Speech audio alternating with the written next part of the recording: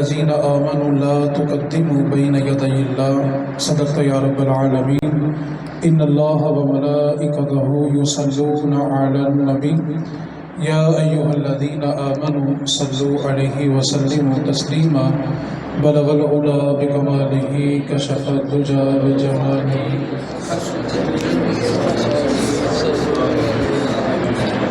اللہ رب العزت نے سورۃ الحجرات میں ارشاد فرمایا، اے ایمان والو، اللہ اور اس کے رسول سے آگے نہ بڑھو۔ ایک ضابطہ یاد رکھے، کوئی بھی عبادت یا کوئی بھی نیک کام صرف اور صرف اس صورت میں قابل قبول ہے جب وہ نبی پاک صلی اللہ علیہ وسلم کے طریقے کے مطابق چل کے کیا جائے۔ جو کام بھی نبی پاک صلی اللہ علیہ وسلم کے طریقے کو چھوڑ کے کیا جائے وہ اللہ کی بارگاہ میں قابل قبول نہیں ہے۔ یہ آیت مقدسہ جو تلاوت کی ہے کہ اللہ اور اس کے رسول سے آگے نہ بڑھو، اس آیت کو نازل کرنے کا مقصد یہ تھا کہ ایک دفعہ رمضان المبارک کا مہینہ تھا اور 29 شعبان کو صحابہ رسول کریم صلی اللہ علیہ وسلم کے ساتھ چاند دیکھنے کے لیے باہر نکلے، اور مطلع جو تھا وہ ابر آلود تھا، بادل چھائے ہوئے تھے، چاند دیکھنے میں دشواری ہو رہی تھی۔ تو چند صحابہ نے انتظار کیے بغیر سحری کھا لی اور روزے کی نیت کر لی، اور نبی پاک صلی اللہ علیہ وسلم نے ابھی تک سحری کی نیت نہیں فرمائی تھی، روزے کی نیت نہیں فرمائی تھی، اور چند صحابہ نے روزے کی نیت کر لی۔ حالانکہ دیکھا جائے روزہ ایک ایسی عبادت ہے جس کے بارے میں اللہ تعالیٰ کا حکم ہے کہ روزہ میرے لیے ہے اور اس کی جزا بھی میں ہوں۔ باقی جتنی بھی عبادتیں ہیں ان کی جزا جنت ہے، اور روزے کی جزا جنت کا مالک ہے۔ اب صحابہ نے ایک فرض عبادت کی، روزہ رکھا، لیکن رکھا اس صورت میں کہ ابھی نبی پاک نے نہیں رکھا تھا۔ تو اللہ تعالیٰ نے اس آیت کو نازل فرما دیا کہ اے ایمان والو، اللہ اور اس کے رسول سے آگے نہیں بڑھنا۔ جب تک میرے محبوب نے سحری نہیں کھائی تو تم نے کیوں کھائی ہے؟ حالانکہ فرض عبادت ہے، روزہ ہے، اللہ کی ذات کے لیے ہے، لیکن اللہ رب العزت نے صحابہ کو منع فرمایا کہ جب تک محبوب سحری کا ارادہ نہ کریں تب تک تم نے ارادہ نہیں کرنا۔ دوسرے موقع پہ عید الاضحیٰ کا دن ہے، رسول کریم صلی اللہ علیہ وسلم عید کی نماز پڑھنے کے لیے تشریف لے کے گئے ہیں۔ جب واپسی آئے تو دیکھا کہ کچھ صحابہ نے اپنے جانور ذبح کر لیے ہوئے ہیں۔ تو نبی پاک صلی اللہ علیہ وسلم نے فرمایا جو جانور تم نے ذبح کر لیے ہیں یہ جانور تمہارے لیے حلال ہیں، تم ان کا گوشت کھا سکتے ہو، لیکن تمہاری قربانی نہیں ہوئی۔ اس موقع پر یہ آیت نازل ہوئی کہ لا تقدموا بین یدی اللہ، کہ تم نے اللہ اور اس کے رسول سے آگے نہیں بڑھنا۔ حالانکہ قربانی اللہ کی ذات کے لیے ہے، حلال طریقے سے جانور ذبح بھی کیا گیا، لیکن ان کی قربانی اس لیے قابل قبول نہیں ہوئی کہ انہوں نے نبی پاک سے پہلے کر لی تھی۔ تو دین متین کے اندر ہر وہ چیز ناقابل قبول ہے جو نبی پاک کے طریقے کو چھوڑ کے کی جائے۔ اس کی تیسری مثال یہ ہے کہ جب ہم ظہر کی نماز پڑھتے ہیں تو ظہر کی نماز کو ظہر کے وقت میں پڑھتے ہیں، عصر کی نماز کو عصر کے وقت میں پڑھتے ہیں، مغرب کو مغرب کے وقت میں، عشاء کو عشاء کے وقت میں۔ اگر ہم ایک نماز کو دوسری نماز کے وقت تک لیٹ کر دیں تو بندہ گناہ گار ہوتا ہے، لیکن جو حاجی میدان عرفات میں، مینا میں، مزدلفہ میں ہوتا ہے اس کے لیے حکم ہے کہ ظہر کو لیٹ کرے اور عصر کے ساتھ پڑھے، مغرب کو لیٹ کرے اور عشاء کے ساتھ پڑھے۔ جاتے ہوئے میدان عرفات سے نکلتے ہوئے اگر حاجی رستے میں مغرب پڑھ بھی لے تو قابل قبول نہیں ہے، جا کر عشاء کے ساتھ پڑھنی پڑے گی۔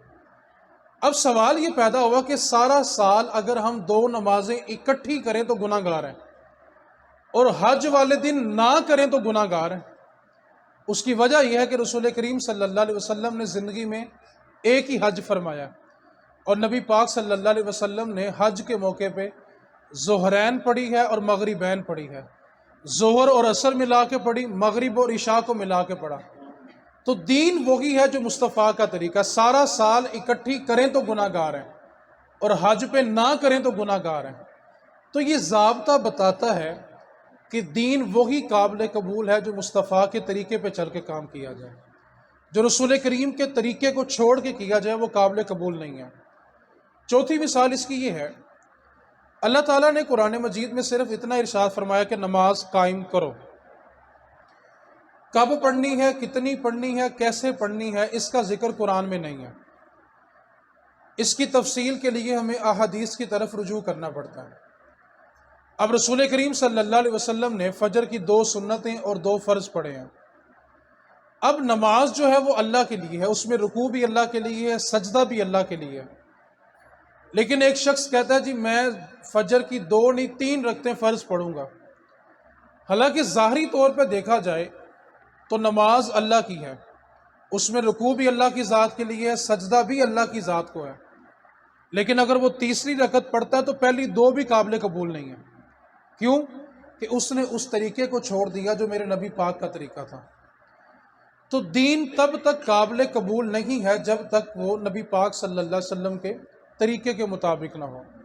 تو اللہ تعالیٰ نے ایک ضابطہ بنا دیا کہ تم نے اللہ اور اس کے رسول سے آگے نہیں بڑھنا۔ اسی سے اگلی آیت، یا ایھا الذین آمنوا لا ترفعوا اصواتکم فوق صوت النبی، اے ایمان والو تمہاری آوازیں بھی نبی پاک کی آواز سے بلند نہیں ہونی چاہیے۔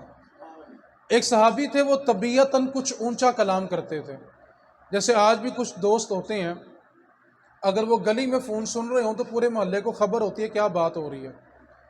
تو کچھ لوگ طبیعتاً اونچا کلام کرتے ہیں، وہ صحابی رسول تھے اور طبیعتاً وہ کچھ اونچا کلام کرتے تھے۔ جب یہ آیت نازل ہوئی تو اپنے آپ کو گھر میں قید کر لیا۔ نبی پاک صلی اللہ علیہ وسلم نے پوچھا کہ وہ نہیں آیا، جب صحابہ معلوم کرنے کے لیے گئے تو جا کر پوچھا بھی تم مسجد نبوی میں نہیں آ رہے؟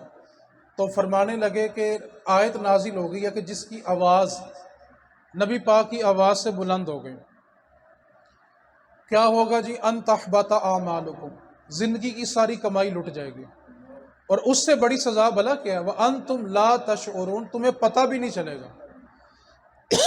یہ اس سے بڑی سزا ہے کہ بندے کو پتہ بھی نہ چلے اس کے ساتھ ہوا کیا ہے۔ جب وہ رسول کریم صلی اللہ علیہ وسلم کی بارگاہ میں حاضر ہوئے تو عرض کیا، آقا میں اس لیے نہیں آ رہا تھا کہ میری آواز اونچی ہے، اور ڈر یہ تھا کہ ایسا نہ ہو کہ آپ کی بارگاہ میں کہیں اونچا نہ بول بیٹھوں تو ساری زندگی کے اعمال ضائع نہ ہو جائیں۔ نبی پاک صلی اللہ علیہ وسلم نے جب یہ بات سنی تو فرمایا، سن، تو نے بارگاہ رسالت کا ادب کیا، تیرے لیے 3 خوشخبریاں۔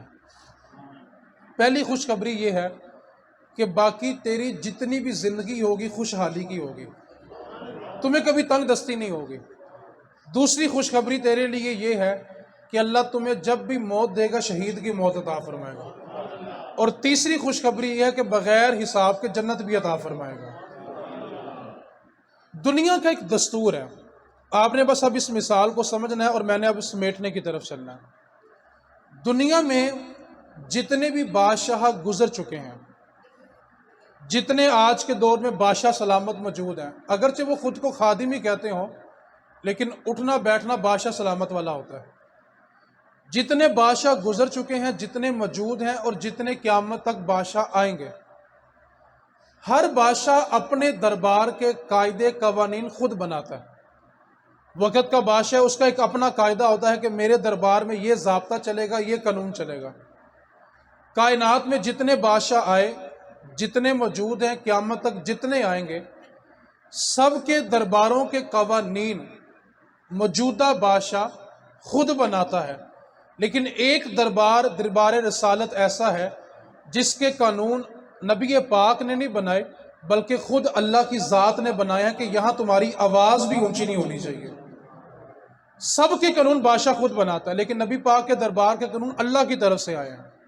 کھانا کھا لیا ہے تو زیادہ دیر بیٹھنا بھی نہیں ہے، بارگاہ رسالت میں بات کرنے کے لیے آئے تمہاری آواز بھی اونچی نہیں ہونی چاہیے، اور بلا وجہ دروازے کے باہر کھڑے ہو کے اونچی آواز میں پکارنا بھی نہیں ہے۔ آپ دربار رسالت کے قوانین دیکھیں اور یہ سارے کے سارے قرآن میں موجود ہیں۔ آج اس موضوع کا انتخاب کرنے کی جو وجہ ہے وہ موجودہ ہمارے ملک کی صورتحال ہے۔ پہلے اس بات کو ذہن میں رکھیں، آج لوگ بحث اس لیے کر رہے ہیں کہ وہ مسجد تھی یا مسجد نہیں تھی۔ میں کہتا ہوں کم از کم میرے نبی کا شہر مدینہ تو تھا نا۔ یہ تو جھگڑا ہی نہیں ہے کہ وہ بات مسجد کے اندر ہوئی ہے کہ مسجد کے باہر ہوئی ہے، وہ شہر مدینہ تو ہے نا، حضور کا شہر تو ہے نا، حضور کا دربار تو ہے نا۔ آپ تصور تو کریں، جہاں فرشتے نازل ہوں تو ان کے پروں کی آواز نہیں آتی۔ فرشتے جب حضور کے دربار میں سلام کرنے کے لیے حاضر ہوتے ہیں نا تو ان کے پروں کی بھی آواز پیدا نہیں ہوتی۔ آج اس بات پر جھگڑا کیا جا رہا ہے کہ وہ مسجد تھی کہ مسجد نہیں تھی۔ بس ایک بات کو یاد رکھیں، میرے نبی کا سارے کا سارا مدینہ ادب والا ہے۔ نعرہ کسی کی مخالفت میں لگے یا کسی کے حق میں لگے، دونوں قابل مذمت ہے۔ وہ بارگاہ رسالت ہے، وہ سیاست کا اڈا نہیں ہے۔ افسوس ان لوگوں پہ ہے جو اس کو بیس بنا کر آپس میں اختلافات کر رہے ہیں کہ جی وہ مسجد تھی، دوسرا کہتا ہے وہ مسجد نہیں تھی۔ آپ کے لیے بس ایک بات ہونی چاہیے، وہ میرے نبی کا مدینہ ہے، بس بات ختم ہو گئی۔ یہ ساری باتیں کرنے کا مقصد کیا ہے؟ اللہ تعالیٰ نے حکم دیا تھا کہ تمہاری آواز بھی بلند نہیں ہونی چاہیے، اور وہاں پہ جس قدر آوازیں بلند ہوئی ہیں، ان تحبط اعمالکم، ساری زندگی کی کمائی لٹ گئی ہے۔ اور سب سے بڑا لمحہ فکریہ یہ ہے کہ ان کو شعور بھی نہیں ہوا کہ ان کے ساتھ ہوا کیا ہے۔ ایک بات کو ذہن نشین رکھیں، بعض اوقات 20 سال پرانا یارانہ ہوتا ہے، دوستی ہوتی ہے، لیکن اس دور میں سیاست کے پیچھے ایک دوسرے کو گالم گلوچ بھی کی جا رہی ہے۔ ایسے ایسے الفاظ بولے جا رہے ہیں کہ بندہ اگر اس پہ تھوڑی سی توجہ کرے نا، اس کا سر شرم سے جھک جاتا ہے۔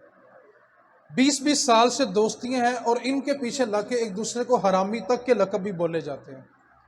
میرے نبی پاک صلی اللہ علیہ وسلم نے فرمایا تھا کہ صحابہ، قیامت کے قریب ایک زمانہ ایسا آئے گا کہ لوگ اپنے ماں باپ کو گالیاں دیں گے۔ صحابہ نے عرض کی، آقا اولاد اپنے ماں باپ کو گالی دے گی؟ میرے نبی پاک صلی اللہ علیہ وسلم نے فرمایا کہ صحابہ، جب کوئی کسی کے ماں باپ کو گالی نکالے گا، وہ اس کو پہنچے یا نہ پہنچے، پلٹ کے اس کے ماں باپ کو ضرور پہنچے گی۔ آپ تصور کریں کہ کتنی بے باکی ہو گئی آج کے دور میں۔ دو باتیں میں نے اب سب سے اہم جو اس گفتگو کا نچوڑ ہے اس پہ آپ نے توجہ کرنی ہے۔ کسی بھی قوم کو تباہ کرنے کے دو طریقے ہوتے ہیں، آپ نے اس نقطے کو بڑی توجہ کے ساتھ سمجھنا ہے۔ آپ کسی بھی قوم کو تباہ کرنا چاہتے ہیں تو دو طریقے ہیں۔ پہلا طریقہ یہ ہوتا ہے کہ آپ اس کی عوام کو اس کی فورسز کے سامنے کھڑا کر دو، جتنے اس کے دفاعی ادارے ہوتے ہیں عوام کو ان کے سامنے کھڑا کر دو۔ اس وقت ہمارے ملک کے اندر نقلی فیس بک آئیڈیاں بنا کے، فیک آئیڈیاں بنا کے ہمیں ہمارے اداروں کے خلاف ابھارا جا رہا ہے۔ جو کالی بیڑے ہیں وہ کالی ہیں، ان کی کوئی حمایت نہیں ہے، اور کالی بیڑیں تو ہر محکمے میں ہوتی ہیں، وہ ممبر رسول پہ بیٹھنے والوں میں بھی ہو سکتی ہیں، مصلی رسول پہ کھڑے ہونے والوں میں بھی ہو سکتی ہیں۔ کالی بیڑے ہر جگہ، جو غلط ہے وہ غلط ہے، کسی کی حمایت نہیں ہے۔ لیکن جب کسی قوم کو، کسی ملک کو تباہ کرنا ہو تو سب سے پہلا جو ہتھیار استعمال کیا جاتا ہے وہ یہ ہوتا ہے کہ اس کی عوام کو اس کی فورسز کے خلاف کھڑا کر دو۔ اس کا نقصان یہ ہوتا ہے کہ پھر وہی عوام غداری کرتی ہے اور غیروں کو اپنی فورسز کے بارے اڈوں کا بتاتی ہے۔ آپ مسلمانوں کی تاریخ پڑھ کے دیکھ لیں، مسلمانوں کو جب بھی شکست ہوئی ہے وہ دشمنوں سے نہیں ہوئی، غداروں سے ہوئی ہے۔ ہمیشہ غداروں نے غداری کی ہے تو مسلمانوں کی حکومت کو زوال آئے ہیں۔ جب تک غدار نہیں ہوگا مسلمان کبھی زوال کی طرف نہیں جائے گا۔ تو سب سے پہلے کیا جا رہا ہے کہ ہماری عوام کو ہماری فورسز کے سامنے کھڑا کیا جا رہا ہے۔ میرا آپ سے ایک سوال ہے، آپ سب جب اپنے گھروں میں سوتے ہیں تو کیا کسی کو سوتے وقت یہ ڈر ہوتا ہے کہ صبح جب میں نے اپنے گھر کا دروازہ کھولنا ہے تو میرے گھر کے باہر سکھ ننگی تلوار لے کے کھڑا ہوگا؟ کسی کو ڈر ہے؟ کیا کسی کو ڈر ہے کہ ہندو میرے گھر کے باہر تلوار لے کے کھڑا ہوگا؟ یہ ڈر کیوں نہیں ہے؟ کیونکہ ہم جانتے ہیں کہ ہمارے جوان بارڈر پہ کھڑے ہیں، کیونکہ ہم جانتے ہیں کہ بارڈر پہ ایک تار لگی ہوئی ہے۔ ہماری نیندوں میں جو سکون ہے نا، اس کے پیچھے وردی ہے۔ آج ہماری گھر کی عزت محفوظ ہے تو اس کے پیچھے وردی ہے۔ آپ پاکستان کی تاریخ پڑھ کے تو دیکھیں، آج تو افسوس اس بات کا ہے کہ ہمیں بچوں کو بھی پاکستان کی تاریخ نہیں پڑھائی جا رہی۔ بس وہ پہلی سے لے کے 16ویں تک قائد اعظم کے 14 نکات ہیں، سر سید احمد علی خان ہے اور 2-3 باقی لیاقت علی خان کی ہیں۔ اس سے پیچھے بھی پاکستان کا کچھ نہیں پتہ، اس سے آگے بھی پاکستان کا کچھ نہیں پتہ۔ جس وقت پاکستان بنا تھا نا، سکھوں کے ظلم سنے، اور انسان اگر دل گوشت کا رکھتا ہو نا تو اس کے آنسو تھمتے نہیں ہیں۔ سکھوں نے نیزے اور تلواریں لے کے جو مائیں امید سے تھی، حاملہ تھی، ان کی پیٹوں کے اندر ان کے بچوں کے 2-2 ٹکڑے کر دیے تھے۔ پاکستان بنانے کے لیے یہ قربانیاں بھی دی گئی ہیں کہ ماؤں کے حمل ان کے پیٹوں کے اندر 2 ٹکڑے کر دیے گئے تھے۔ 3-3 ماہ کے بچے سکھ اپنے نیزوں پہ گاڑتے تھے اور نیزے یوں ہوا میں گھما کے مسلمان عورتوں سے پوچھتے تھے، بتاؤ اب پاکستان بناؤ گی تو میں قربان جاؤں ان ماؤں پہ۔ ان ماؤں کے جملے بلا کیا تھے؟ اولاد تو قربان کر لیں گے لیکن آج پاکستان لے کے رہیں گے۔ آج پاکستان کو گالی دینے والے، پاکستان سے غداری کرنے والے میدان معاشر میں ان ماؤں کا سامنا کیسے کریں گے جنہوں نے اپنے پیٹوں کے اندر اپنے بچوں کے 2 ٹکڑے کروائے؟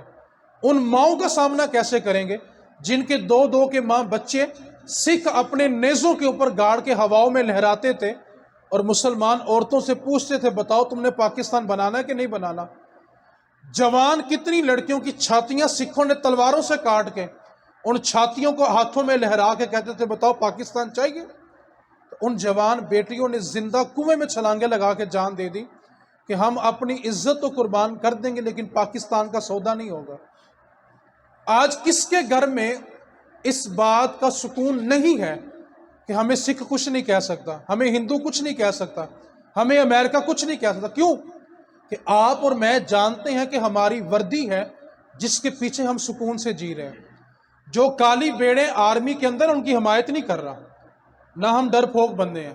جو کالی بیڑے ہیں وہ کالی ہیں، جو کرپٹ ہیں وہ کرپٹ ہیں، لیکن پھر بھی ہماری زندگی میں جو سکون ہے وہ وردی کی وجہ سے ہے۔ لیکن اس وقت کیا ہوا؟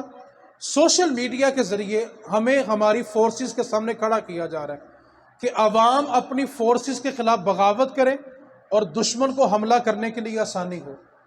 کسی بھی قوم کو تباہ کرنا ہو تو پہلی چیز ہوتی ہے عوام کو اس کی فورسز کے سامنے کھڑا کر دیا جائے، دفاعی اداروں کے سامنے کھڑا کر دیا۔ دوسری چیز، کسی بھی قوم کو تباہ کرنا ہو تو اس کا دوسرا طریقہ یہ ہوتا ہے کہ اس کی عوام کو اس کے مذہبی رہنماؤں کے سامنے کھڑا کر دیا جائے۔ جب کوئی بھی قوم اپنے مذہب کے رہنماؤں کے خلاف ہو جائے، جب دین چلا جائے گا تو پھر خریدنا آسان ہو جائے گا۔ آج کوئی چیز ہم دیکھیں، کون سی چیز ہمارے اندر ہے جو ہمیں بکنے نہیں دیتی؟ ہم کیا کہتے ہیں؟ یار میرا ایمان گوارا نہیں کرتا۔ کوئی اگر سود نہیں لیتا تو کیا کہتا ہے؟ یار میرا ایمان گوارا نہیں کرتا۔ کوئی رشوت نہیں کھا رہا تو کیوں نہیں کھاتا؟ یار میں نے حساب دینا ہے۔ کوئی بجلی چوری نہیں کرتا، کیوں نہیں کرتا؟ اس کو ڈر ہے کہ میں نے قبر میں بھی جانا ہے۔ تو کس چیز نے ہمیں بچایا؟ ہمارے ایمان نے۔ اور جب عوام اپنے مذہبی رہنماؤں کے سامنے کھڑی ہو جائے، شیطان کا جو پہلا وار ہوتا ہے نا، اس کو سمجھنے کی کوشش کریں۔ شیطان کبھی بھی ڈائریکٹ یہ نہیں کہتا کہ تم نے نماز نہیں پڑھنی، کبھی بھی وہ یہ نہیں کہتا کہ تم نے روزہ نہیں رکھنا۔ شیطان کا وار کیا ہے؟ جس عالم کے ساتھ آپ کی عقیدت ہوتی ہے، جس شیخ، جس پیر صاحب کے ساتھ آپ کی عقیدت ہوتی ہے، شیطان پہلا وار یہ کرتا ہے کہ اس شخصیت کے بارے میں آپ کو بدگمان کرتا ہے۔ او یار وہ بارے تے بھی سنیا سی، وہ بارے تے لوکی یہ بھی کہندے نے۔ یہ شیطان کا پہلا وار ہوتا ہے، آپ کو اس شخصیت کے بارے میں بدگمان کرتا ہے جہاں سے آپ کو دین سمجھ آ رہا ہوتا ہے۔ اور جب آپ کے دل میں بدگمانی پیدا ہو گئی، آپ اس کے سامنے گھٹنے ٹیک کے بیٹھے بھی رہے، 2-2 گھنٹے اس کی باتیں سنتے بھی رہے، آپ کو دین سمجھ نہیں آگی۔ کیوں؟ کہ آپ کے دل میں اس کے لیے بدگمانی پیدا ہو چکی ہے۔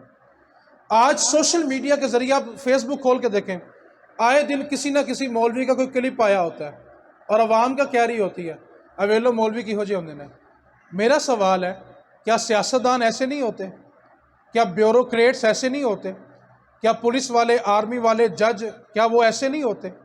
سب کچھ ہوتا ہے، لیکن اس معاملے کو زیادہ کیوں اچھالا جاتا ہے؟ اس کی وجہ یہ ہے کہ جس دن عوام اپنے مذہبی رہنماؤں سے دور ہو جائے گی، ان کا ایمان خریدنا آسان ہو جائے گا۔ آج اگر بر صغیر میں ایمان بچا ہوا ہے تو وہ اللہ کے اولیاء اور علماء کی وجہ سے بچا ہوا ہے۔ آج آپ 6 مہینے مذہب سے دور رہ کے دیکھیں، آپ کے اندر سے اللہ کا خوف ختم ہو جائے گا۔ آپ جب اللہ کی ذات کی بات سنتے ہیں تو خوف دوبارہ پیدا ہو جاتا ہے۔ آج طریقہ واردات کیا ہے؟ آخری مثال ہے، اس کو بڑی توجہ کے ساتھ سمجھنا ہے اور یہ گفتگو کا نچوڑ بھی ہے۔ آج ہمیں کس طرح لڑایا جا رہا ہے اور ہمیں ابھی تک ہوش نہیں آ رہا۔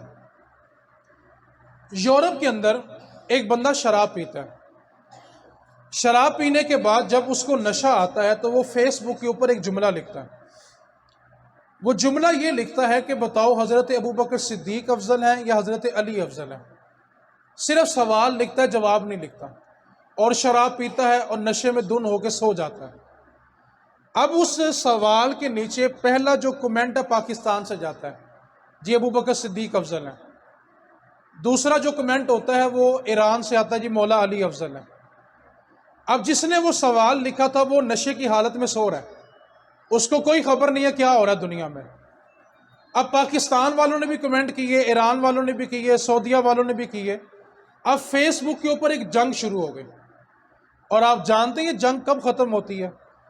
جب تک ایک دوسرے کو کافر نہ کہہ دیں، ایک دوسرے کو دین سے خارج نہ کر دیں، ایک دوسرے کو فاسق بددین گمراہ نہ کہہ لینا، تب تک وہ فیس بک کی بحث ختم نہیں ہوتی۔ ہم ایک لمحے کے لیے، صرف ایک لمحے کے لیے توجہ کریں، ہمیں لڑانے والا کون تھا؟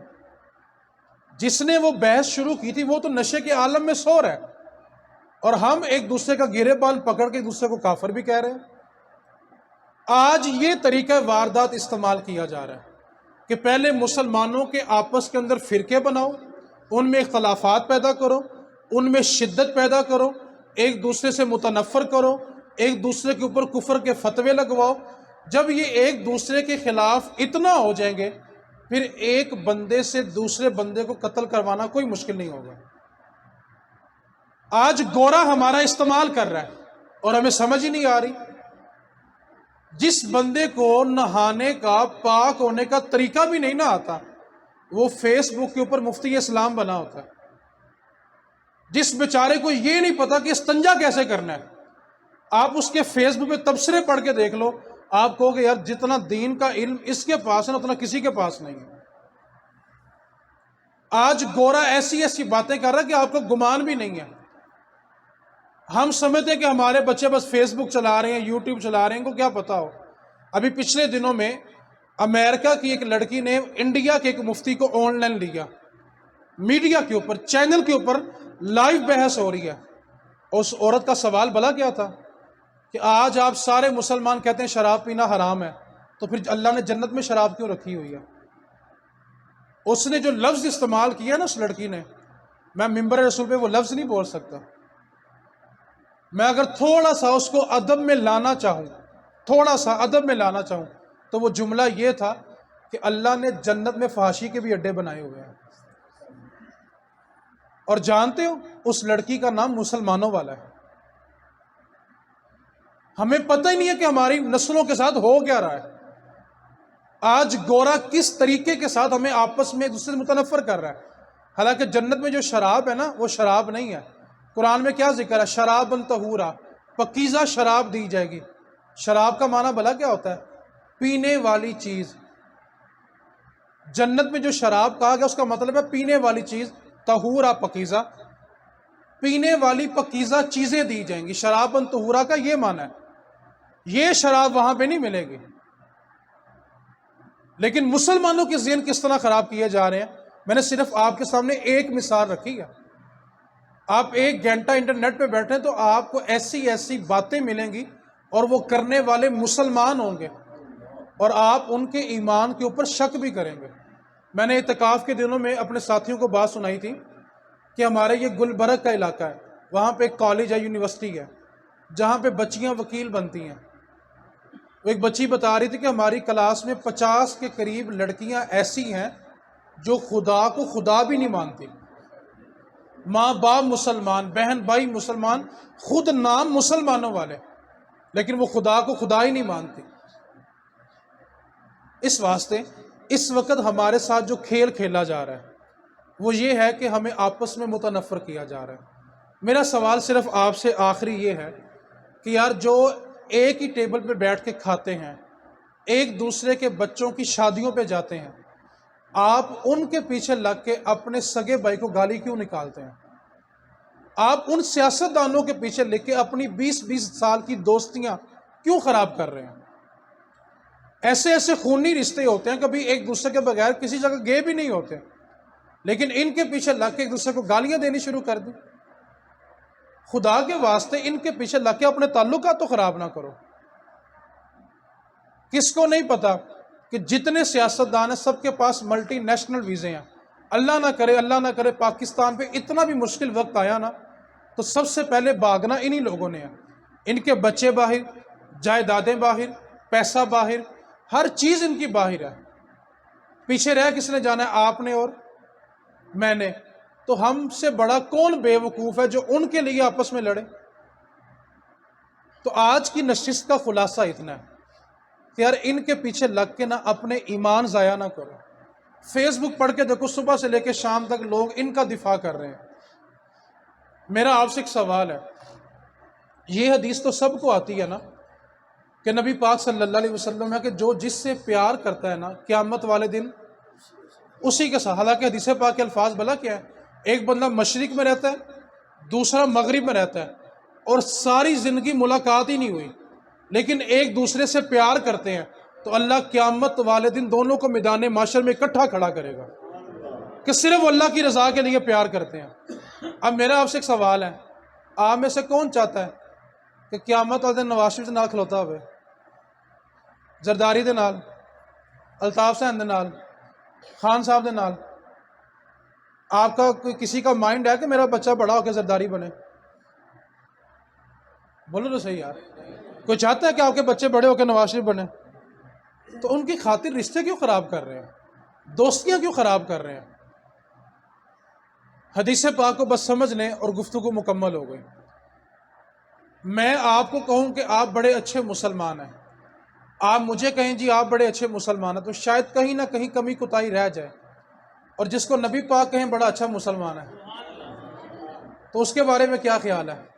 یار کنہ کہ چنگا ہوگا کہ نبی پاک کہہ رہے ہیں بڑا ہی چنگا ہے، تو کون کون اچھا بننا چاہتا ہے؟ ہاتھ کو نہیں کھڑے کرنے یار، یہ مزاج نہیں ہاتھ پاؤں اٹھانے والا، ٹھیک ہے؟ ان قریب انہوں نے پاؤں بھی اٹھوا دینے کرنے، ابھی تو فی الحال ہاتھوں تک بات گئی ہے نا ان کی، ان قریب پاؤں تک بھی چلے جانی ہے، جو ان کی صورتحال ہو گئی ہے، ٹھیک ہے؟ الفاظ کے پردوں میں جن سے مخاطب ہوں میں، وہ جان تو گئے ہوں گے کیوں نام لیا جائے، ٹھیک ہے؟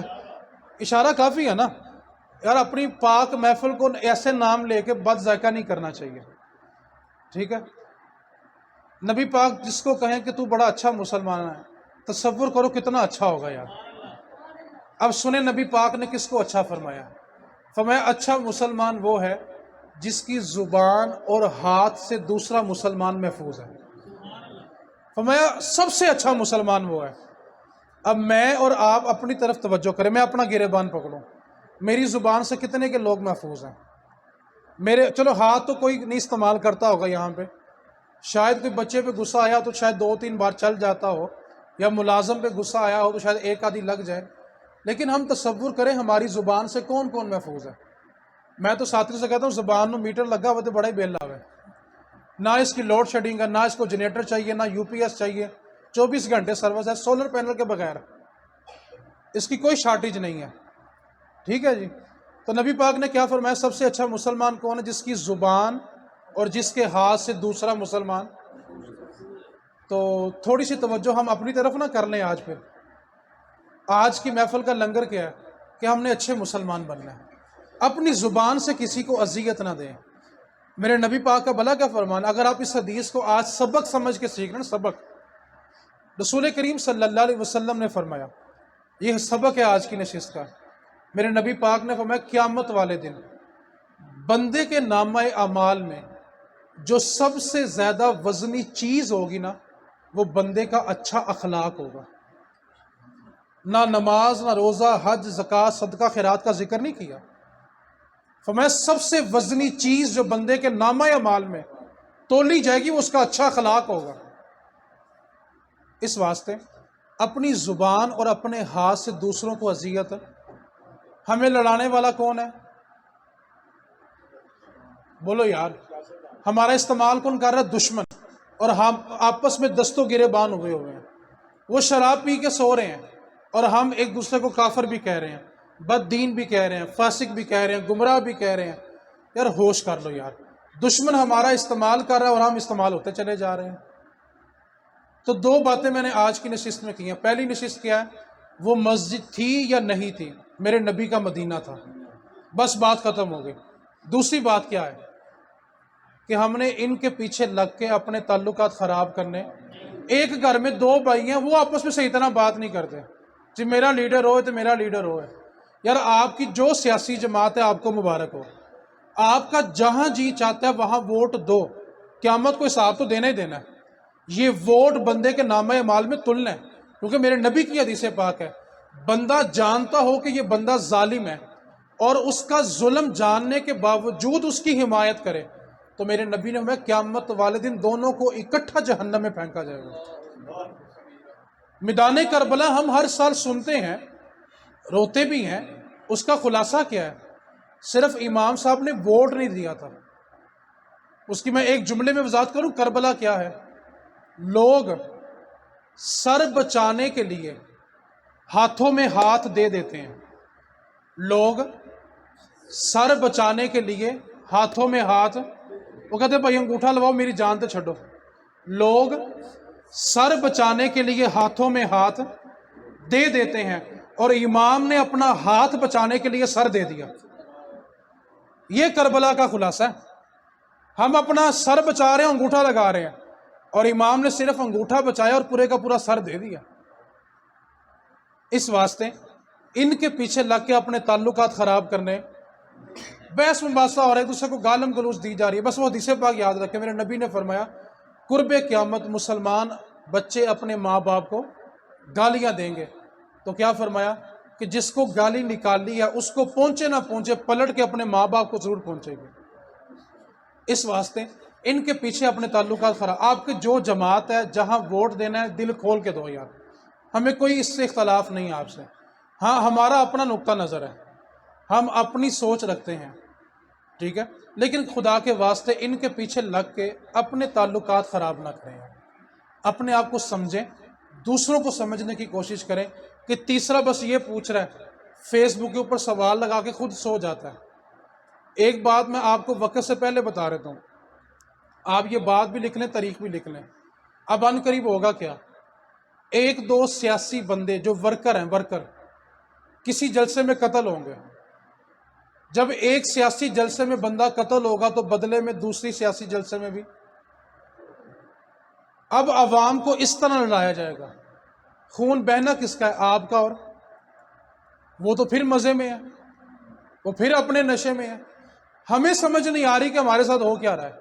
آپ یہ بھی لکھ لیں میری بات، ان قریب آپ فیس بک کے اوپر پڑھیں گے کہ دو دوست تھے، بڑی اچھی دوستی تھی، بڑا اچھا یارانہ تھا، ان کے اندر سیاسی موضوع پہ بحث ہوئی تو ایک نے دوسرے کو قتل کر دیا۔